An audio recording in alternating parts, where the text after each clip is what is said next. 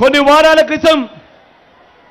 వారాల క్రితం అబద్ధాలు ఏ స్థాయికి తీసుకొని వెళ్ళారంటే ఏదో ప్రైవేట్ ఆక్వా కంపెనీ కంటైనర్లో విశాఖపట్నానికి ఏకంగా 2 లక్షల కోట్లు విలువైన డ్రగ్స్ తీసుకొచ్చారు అని, ఇదంతా వైఎస్ఆర్ కాంగ్రెస్ పార్టీ పనే అని వీరంతా కూడా కలిసి ప్రచారం చేశారు. ఇదే బాబు, ఇదే ఈనాడు, ఇదే ఆంధ్రజ్యోతి, ఇదే టీవీ5, ఇదే దత్తపుత్రుడు.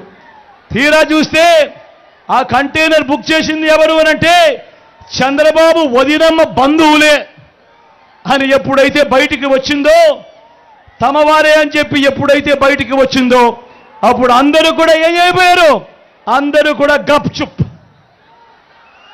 అది జరిగేదాకా, బయటకు వచ్చేదాకా 2 లక్షల కోట్ల రూపాయల డ్రగ్స్ అంట తీసుకొచ్చింది వైఎస్ఆర్ కాంగ్రెస్ పార్టీ అట.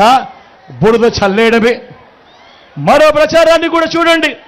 రాష్ట్ర వ్యాప్తంగా ఉన్న కిరాణా దుకాణాల్లో అంట గంజాయి అమ్ముతా ఉన్నారట. ఇది ఇంకొక దుర్మార్గమైన ప్రచారము.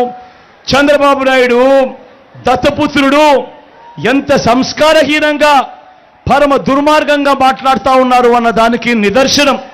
నేను అడుగుతా ఉన్నా, ఇవాళ రాష్ట్ర వ్యాప్తంగా ఉన్న కిరాణా షాపులు నడుపుకుంటా ఉన్నా నా అన్నదమ్ములందరినీ అడుగుతా ఉన్నా, నా అక్క చెల్లెమ్మలందరినీ కూడా అడుగుతా ఉన్నా, ఏమక్క మీ కిరాణా షాపులో అట చంద్రబాబు నాయుడు చెప్తా ఉన్నాడు మీరంతా గంజాయి అమ్ముతా ఉన్నారట, సరుకులు కాదట అని చెప్పి చెప్తా ఉన్నారు. చంద్రబాబు నాయుడు గారికి గట్టిగా సమాధానం చెప్పండి, ఓటు అనే మీ అస్త్రంతో అని చెప్పి ఈ సందర్భంగా మీ అందరినీ కూడా కోరుతా ఉన్నా. ఎంతగా దిగజారిపోయారు అని